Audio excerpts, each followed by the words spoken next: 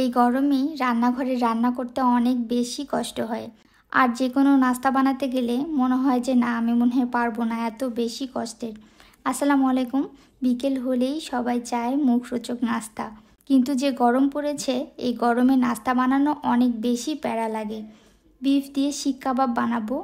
আসলে গ্রামে থাকলে যা হয়, চাইলেও কোনো কিছু অর্ডার দিয়ে খাওয়া যায় না, তাই নিজেদেরই বানিয়ে খেতে হয়। আমি সকালেই কাবাব ম্যারিনেট করে রাখবো। একদম পরিষ্কার করে নিয়েছি, এভাবে পাতলা করে কেটে নিয়েছি, তাতে করে তাড়াতাড়ি সেদ্ধ হবে, কারণ আমি যেহেতু গ্যাসের চুলায় রান্নাটা করব। রসুন বাটা, আদা বাটা দিব। এটা সকালে ম্যারিনেট করলে বিকেলবেলা রান্না করে দিতে পারবো। পেঁয়াজ বাটা দিলাম 1.5 চামচ, লবণ পরিমাণ মতো দিচ্ছি। এখানে গুঁড়ো দুধ দিয়ে টক দই বানিয়ে নিয়েছিলাম, তাই দিলাম। মাঝে মাঝে টক দই বানিয়ে রাখি, বিরিয়ানি বা রোস্ট রান্নার জন্য কাজে লাগে। এখন দিয়ে দিব সরিষার তেল। যে কোনো তেল দেয়া যাবে, তবে সরিষার তেল দিলে অসাধারণ একটা স্মেল আসে। মরিচের গুঁড়া দিলাম, আমি বেশি করে দিলাম কারণ ঝাল আমার খুব পছন্দ। গরম মশলার গুঁড়া দিলাম। এখন দিব জিরার গুঁড়া আর পাঁচফোড়নের গুঁড়া। সামান্য কালো গোলমরিচের গুঁড়াও দিব।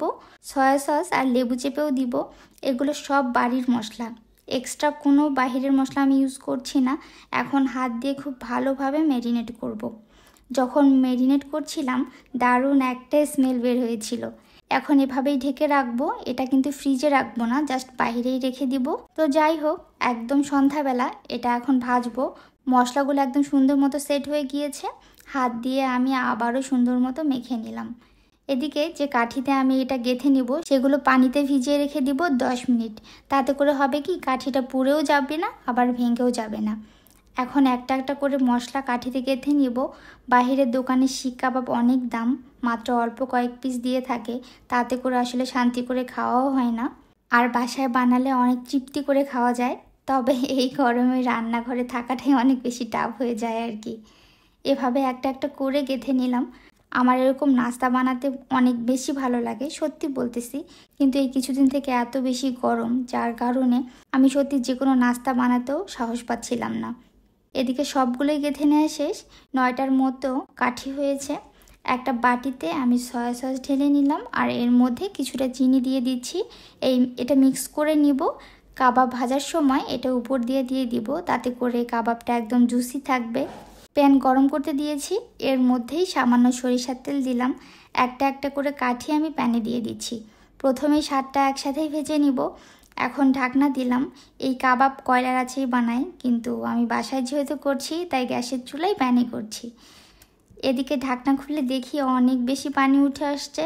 এই পানিতেই আমার কাবাবটা কিন্তু সেদ্ধ হয়ে যাবে। আর আমি যেহেতু সকালেই ম্যারিনেট করে রেখেছিলাম, তো সয়া সস আর লেবুর কারণে একটু হচ্ছে যে নরম হয়ে আসছে। তো কিছুটা পানি থাকা অবস্থায় সবগুলো আমি উল্টিয়ে দিব, দুপাশেই যেন সুন্দর মতো সেদ্ধ হয়ে যায়। একটু করে সয়া সস ও চিনির মিশ্রণটাও দিয়ে দিচ্ছি, যাতে ড্রাই না হয়। পানি শুকিয়ে আসছে, আমি উল্টিয়ে পাল্টিয়ে ভেজে নিলেই কিন্তু হবে। উল্টিয়ে আমি আবারও কিছুটা সয়া সসের মিশ্রণ দিয়ে দিলাম, অনেক বেশি জুসি হবে। ঢাকনা দিয়ে রেখেছিলাম, আবারও এখন উল্টিয়ে পাল্টিয়ে এখন আমি এটা নামিয়ে ফেলবো। কাবাবের থেকে দারুণ একটা স্মেল বের হয়েছে, বিশ্বাস করেন। আর দেখতেও এত বেশি লোভনীয় লাগছিল, আমার এখন আবারও খেতে ইচ্ছে করছিল ভিডিও এডিটের সময়। তো যাই হোক, এখন পরোটা আর সস দিয়ে পরিবেশন করব। পরোটা, নান আর পুরি যাই হোক না কেন, এটা যে কোনো কিছু দিয়েই খেতে অনেক বেশি মজা লাগবে। তো এখন খাবার পালা।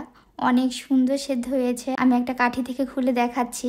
আর এখন পরোটা আর একটু সালাদ দিয়ে খাবো।